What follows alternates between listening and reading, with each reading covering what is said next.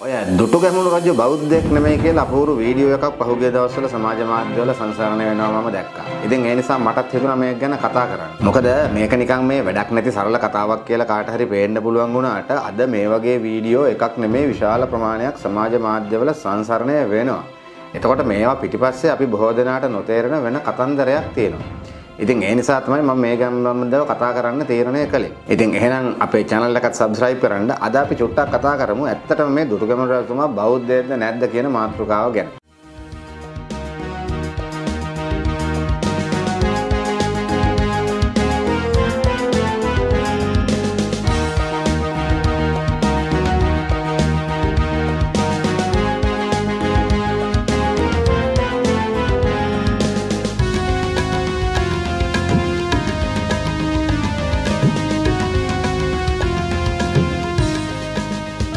ඉතින් ඇත්තටම මේ දුටුගැමුණු රජතුමා බෞද්ධයෙක්ද නැද්ද? ඒක නෑ කියලා කවුරු හරි කියනවනම් ඒක එහෙම ලේසියෙන් කියන්න පුළුවන් දෙයක් නෙමෙයි. ඒක සෑහෙන කරුණු කාරණා අධ්‍යයනය කළා බොහොම වගකීමෙන් ශාස්ත්‍රීය විදිහට කියන්න ඕන කාරණයක්. හැබැයි මෙන්න මේ අදහස ඉදිරිපත් කරන හාමුදුරුවෝ මේ කියන්නේ භික්ෂුන් වහන්සේ මේක කියන්නේ නිකන් YouTube සාකච්ඡාවක. ඒ සාකච්ඡාවෙත් මේ වෙන කතා අතරේ විනාඩි 2ක 3ක පුංචි කයල්ලක් ඇතුළේ තමයි මෙන්න මේ දුටුගැමුණු රජුරෝ බෞද්ධයෙක් නෙමෙයි කියන කතාව කියන්නේ. ඉතින් එතෙන්දි මේ දුටුගැමුණු රජතුමා බෞද්ධයෙක් නෙමෙයි කියන්නේ උන්වහන්සේ කියන තර්ක මොනවද? කරුණු දෙකයි. එකක් තමයි කවුද හාමුදුරුවෝ කෙනෙක් ලිව්ව උපාධි නිබන්ධනයක එහෙම එකක් තිබුණා කියන එක. අනිත් එක තමයි ඉන්දියාවේ කොහෙදෝ තිබුණු ලිපියක ඒ සම්බන්ධව එක ඡේදයක් තිබුණා කියන එක. ඉතින් මේ කරුණු දෙක මේ විනාඩි 2කින් ඉදිරිපත් කළා තමයි දුටුගැමුණු රජතුමා බෞද්ධයෙක් නෙමෙයි කියලා කියන්නේ. ඉතින් මගේ පළවෙනි ප්‍රශ්නය තමයි ඒ තරම් ලේසියෙන් කොහොමද ඔය තරම් බරපතල ශාස්ත්‍රීය කාරණයක් කියන්නේ කියන එක. හැබැයි ඉතින් ඒ තරම් සරලව කිව්ව කතාව මේ මහා ලොකු ශාස්ත්‍රීය මතයක් වගේ අද සමාජ මාධ්‍යවල සංසරණය වෙනවා. ඉතින් ඒක තමයි අපේ සමාජ මාධ්‍ය පරිශීලකයන්ගේ තියෙන නොදැනුවත්කම. මොකද මේ මෙතන ඇත්තටම මේ කරන්න හදන්නේ මහා කන්දකට වඩා කෙන්දක් ලොකුයි කියලා පෙන්වන්න හදනවා වගේ වැඩක්. මොකද දැන් මේ දුටුගැමුණු රජතුමා බෞද්ධයෙක් කියලා සනාථ කළ හැකි සාධක එකක් දෙකක් නෙමෙයි මහා කන්දරාවක් තියෙනවා. එතකොට කවුරු හරි කෙනෙක් කියනවනම් දුටුගැමුණු රජතුමා බෞද්ධයෙක් නෙමෙයි කියලා මේ කරුණු කාරණා සියල්ලම එකින් එක අරගෙන බිනහෙලන්න සිද්ධ වෙනවා. ඒක නිකන් නෙමෙයි මේ පිළිගත් ශාස්ත්‍රීය ක්‍රමවේද අනුව අලුත් සාක්ෂි සාධක ඉදිරිපත් කළා කරුණු පෙළගස්වලා තර්ක කළා විධිමත් ශාස්ත්‍රීය නිබන්ධනයක් විදිහටවත් තමයි අඩුම තරමේ හැම අදහසක් ඉදිරිපත් කරනවා නම් ඉදිරිපත් කරන්න ඕන. හැබැයි එහෙම ඉදිරිපත් කළාට විතරක් මදි. මොකද ඉතිහාසය සම්බන්ධව ඒ වගේ ඕන තරම් විකල්ප මත ඉදිරිපත් වෙනවා. හැබැයි කවුද ඒවා පිළිගන්නේ? ඒ නිසා මේ මතයක් ඉදිරිපත් කළාට විතරක් බෑ. ඒකට විරුද්ධව ආපහු මතුවෙන ප්‍රතිතර්ක බිඳහෙලන්නත් ඒකට පුළුවන්කම තියෙන්න ඕන. ඒ මතය ශාස්ත්‍රීය වශයෙන් පිළිගත හැකි සහ පහසුවෙන් බිඳහෙලිය නොහැකි මතයක් බවට පත් වෙන්න ඕන. ඉතින් එහෙම වුණොත් තමයි යන්නේ ඒකට කිසියම් ශාස්ත්‍රීය පිළිගැනීමක් ලැබෙන්නේ. ඉතින් එහෙම මතයක් ඉදිරිපත් කරන්න නම් මං හිතන්නේ මේ දුටුගැමුණු රජතුමා වගේ කෙනෙක් ගැන ඒකට කෙනෙකුට ජීවිතේ සෑහෙන කාලයක් අධ්‍යයනය කරන්න සිද්ධ වෙනවා. මොකද මේක සරලව කියන්න පුළුවන් කතාවක් නෙමෙයි. දුටුගැමුණු රජතුමා කියන්නේ මේ තනි එක සාධකයක් නෙමෙයි. අපේ රටේ ඉතිහාසයේ ගොඩාක් තැන් එක්ක ගැට ගැහිච්ච විසිරුණු චරිතයක්. ඉතින් ඒ නිසා දැන් අපි උදාහරණයකට ගත්තොත් දැන් අපි හිතුවොත් පැරණිම බ්‍රාහ්මීය අක්ෂර අපිට හම්බෙන්නේ ක්‍රිස්තු පූර්ව 3 වෙනි සියවසේ කියලා. ක්‍රිස්තු පූර්ව 4 වෙනි සියවසේ තියෙන එක බ්‍රාහ්මීය අක්ෂරයක් හරි අපිට හම්බුනොත් අන්න අර කියන පළවෙනි මතේ පහසුවෙන් බිඳ වැටෙනවා. හැබැයි මේ දුටුගැමුණු රජතුමාගේ ඉතිහාස කතාව කියන්නේ එහෙම බිඳවට එහෙම එක සාධකයකින් බිඳ හෙලන්න පුළුවන් දෙයක් නෙමෙයි. ඒක බොහොම පැතිරිලා ඉතිහාසය තුළ විවිධ පැතිවලට පැතිරිලා තියෙන සංකීර්ණ කාරණයක්. ඉතින් ඒ නිසා මේ මතය බිඳ හෙලන්න නම් ඉතිහාසයේ තව කරුණු ගණනාවක් බිඳ හෙලන්න වෙනවා. එතකොට අපේ මුළු සමස්ත ඉතිහාසයම එහෙම දෙයක් කරන්න නම් උඩු යටිකුරු කරන්න සිද්ධ වෙනවා. ඉතින් ඒ නිසා අන්නේ කිසිම දෙයක් සලකන්නේ නැතුව මේ කවුරු හරි ලිව්ව නිබන්ධනයක හරි ලිපියක හරි මොකක් හරි තිබ්බා කියලා කැමරාවක් ඉස්සරහට ඇවිල්ලා විනාඩි 2කින් කවුරු හරි ඒ වගේ මතයක් ඉදිරිපත් කරනවා නම් ඇත්තටම ඒක ඊටාම බරපතල විහිළුවක්. ඉතින් මෙන්න මේවා දිහා මේ සමස්තයක් විදිහට බලන්නේ නැති අපේ සමාජ මාධ්‍ය ප්‍රජාව ඊටාම අවිචාරවත් විදිහට මේවා සම්බන්ධව වැරදි වැටහීම් ඇති කරගන්නවා. ඉතින් ඒ නිසා තමයි මම මේ ගැන ඊටාම කෙටියෙන් හරි කරුණු කීපයක් කතා බහ කරේ. ඉතින් මම කලින් කිව්වා මෙන්න මේ දුටුගැමුණු රජතුමා බෞද්ධයෙක් නෙමෙයි කියලා කියපු මේ නිරාගමික භික්ෂුන් වහන්සේ සඳහා ඉදිරිපත් කළේ කාරණා දෙකයි සාධක දෙකයි.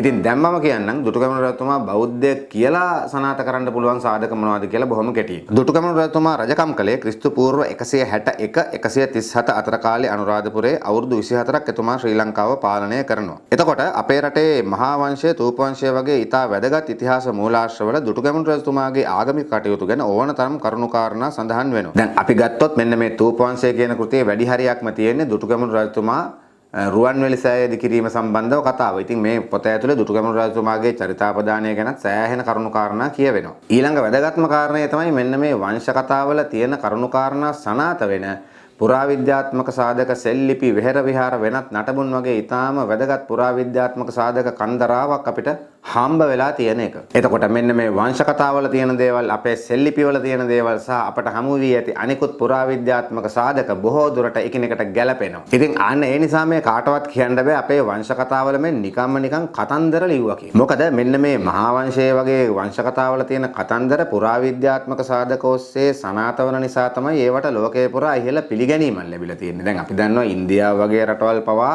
තමන්ගේ ඉතිහාසයේ තිබ්බ සමහර ගැටලු निराකරණය කරගත්තේ අපේ රටේ ලියවුණු මහා වංශය වගේ පොත් දිහා බලලා. ඉතින් කොහොමුණත් ඔය වංශ කතා ලියවෙන්නේ දුටුගැමුණු රජතුමාගේ මරණයෙන් සෑහෙන කාලයකට පස්සේනේ. ඉතින් එතකොට අන්න ඒ නිසා අර කිව්ව නිරාගමික භික්ෂූන් වහන්සේ වගේ සමහර අයට ඕනනම් තර්ක කරන්න පුළුවන් ඒ වංශ කතාකාරයෝ බොරු ලියලා තියෙනවා කියලා. ඉතින් හැබැයි එතකොට මතුවෙන අනිත් ප්‍රශ්නේ තමයි වංශ කතාවල තියෙන්නේ බොරු නම් ඇත්ත කතාව මොකද්ද කියලා මේ කියන අය දැනගෙන තියෙන්නත් ඕන. ඒ විතරක් නෙමෙයි ඒවා ඔප්පු කරන්න පුරාවිද්‍යාත්මක සාධක තියෙන්නත් ඕන. ඒ කිසිම දෙයක් නැතුව නිකන් ඉතිහාසයත් එක්ක තියෙන තරහට මෙන්න මේවා බොරු කිය වීඩියෝ වල කතා කරාට හරියන්නේ නැහැ. ඉතින් කොහොම හරි ඔන්න ඔය කිව්ව වංශ කතා ලියවන ටිකක් පස්සේ කාලෙනේ.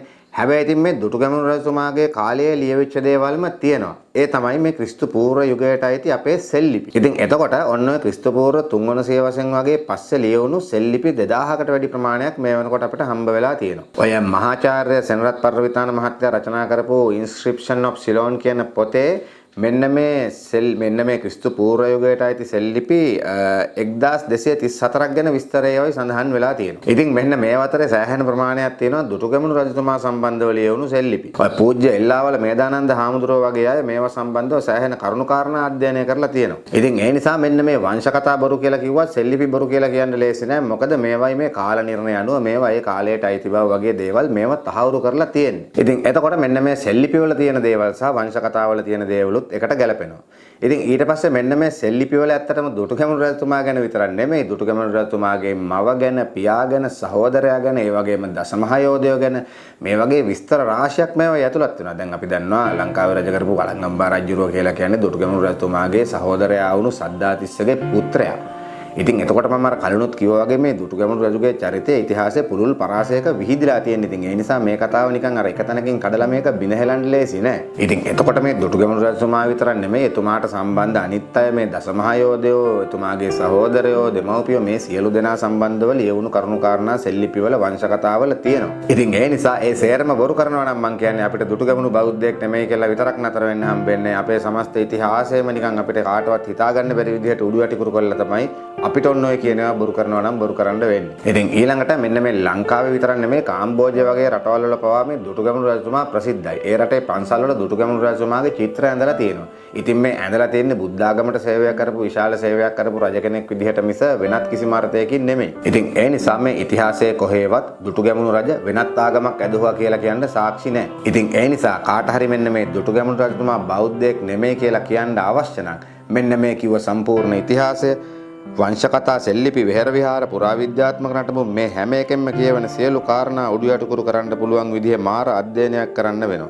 ඉතින් එහෙම කළොත් තමයි විහිළුවට හරි ඔහොම කතාවක් කියන්න පුළුවන් වෙන්නේ. හැබැයි මේ කතා කියන අය මේවා කියන්නේ කිසිම පදනමක් නැතුව. ඉතින් ඒ නිසා මෙන්න මේවා මේ කැමරා ඉස්සරහා වාඩි වෙලා කරන වෛරී සහගත ප්‍රකාශ මිසක් කිසිම ආකාරයකින් ශාස්ත්‍රීය මතවාද නෙමෙයි. ඒ නිසා මේවා ශාස්ත්‍රීය මතවාද කියලා කවුරුත් වැරදි වැටහීම් ඇති කරගන්න අවශ්‍ය නැහැ. ඒවට ශාස්ත්‍රීය විදිහට උත්තර දෙන්න ඒවත් එක්ක සංවාද කරන්න යන්න ඕනත් නැහැ. ඉතින් මේ සංවාද කරන්න ගියොත් වෙන දේ තමයි මේ නොවැදගත් කතා වලට නැති වටිනාකමක් එකතු වෙන එක. ඉතින් ඒ නිසා මේ ශාස්ත්‍රීය වශයෙන් පිළිතුරු දෙන්න කවුරුත් මෙතන ශාස්ත්‍රීය මතවාදයක් ඉදිරිපත් කළා නැහැ. ඉතින් ඒ නිසා මමත් මෙතෙන්දිම කළේ සමාජ මාධ්‍යවල පැතිරෙන කතාවක් සම්බන්ධව සරල කරුණු දැක්වීමක් මිස ශාස්ත්‍රීය මතවාද ඉදිරිපත් කිරීමක් නෙමෙයි. මේ කතාව නොවැදගත් එකක් වුණත් සංවිධානාත්මකව යම් පිරිසක් විසින් මේ වගේ දේවල් දිගින් දිගටම කරනකොට මේවායින් අපේ පොදු ප්‍රජාවේ මානසිකත්වයට කිසියම් බලපෑමක් සිද්ධ වෙනවා. අන්න ඒ නිසා තමයි මම මේ ගැන කතා කරන්නේ. ඉතින් ඇත්තටම මෙන්න මේ වගේ කතා කියන අයට තියෙන්නේ අපේ රටේ ඉතිහාසය සහ බෞද්ධ සංස්කෘතිය සම්බන්ධව දැඩි වෛරයක් පමණයි. ඉතින් ඒ වෛරය නිසාම ඔවුන් ඒ සම්බන්ධව ව්‍යාජ ශාස්ත්‍රීය පෙනුමක් සහිත ඊටාම බාලගණයේ ඕපාදූප පතුරවා හරිනවා. ඉතින් ඒ නිසා අපි කවුරුත් මෙවැනි පුද්ගලයන් සමග සංවාදයට යන එක තේරුමක් නැහැ. හැබැයි ඔවුන්ගේ අරමුණ මොකක්ද කියන එක තේරුම් අරගෙන ඔවුන්ගේ මෙහෙයුම මොකක්ද කියන එක තේරුම් අරගෙන ඒ සම්බන්ධව පොදු සමාජය දැනුවත් කරන එක තමයි අපි කළ යුතු දේ. ඉතින් මේ වගේ කාරණා සම්බන්ධව මම මීට කලිනුත් කතා කරලා තියෙනවා. ඉදිරියේදීත් අපි කතා කරන්න බලාපොරොත්තු වෙනවා.